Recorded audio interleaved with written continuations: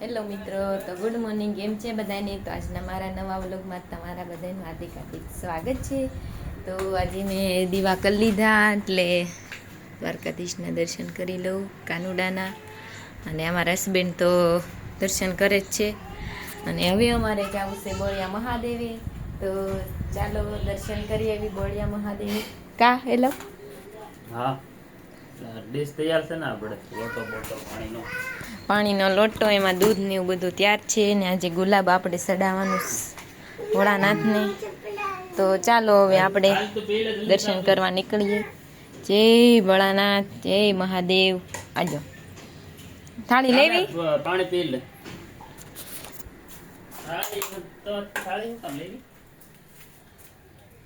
ઓલું લઈ લો ખાલી ગુલાબ. ચાલો તો હવે અમારે નીકળીએ. તો મારો વિડીયો સારો લાગતો હોય તો લાઈક શેર ને સબસ્ક્રાઈબ કરી દેજો મિત્રો.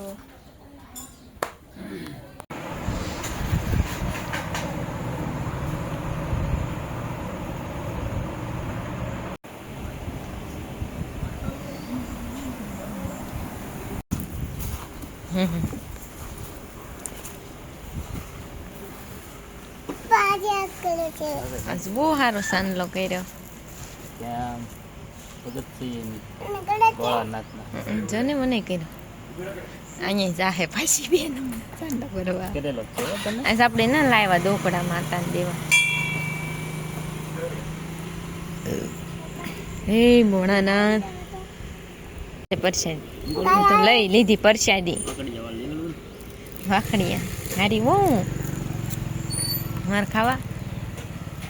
ખર્ચો કરાવ્યો તો કઈ છે તો નહીં, સીધા વાળે આ તો નહીં. વાહે સીધા છે, ખર્ચો કરાવ્યો. અહીંયા રહેવા પડે.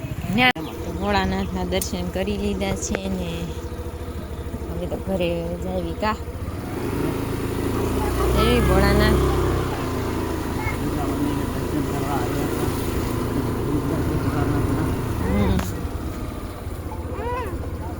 શું છે એમ?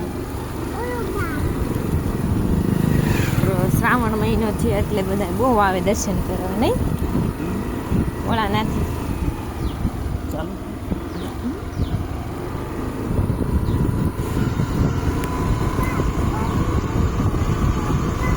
જો અહીંયા બગીચો કેટલો મસ્ત છે. શું કહેવાય આ પતરાજી હમણાં નાખ્યા ઉપર છે. પોર નહોતું કા તોય ઘડી જાય વિચાર કર્યો.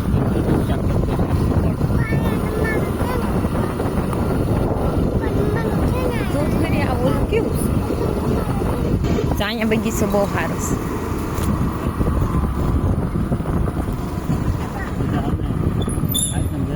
આ આઈટમ છે. હા, ચિત્રામાં આઈટમ છે.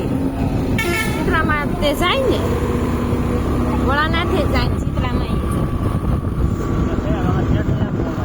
તો તમારા શેઠને રજા હશે.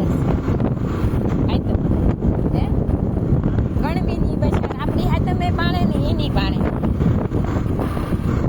હવે આપણે 15 દીની વાર છે હાઈતમ.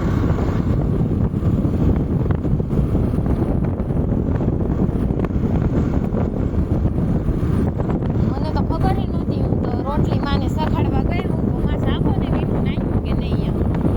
તે મારે મારે હાઈતમ છે. મારે પૂરું છે. મોડી હોય તો થાય નહીં.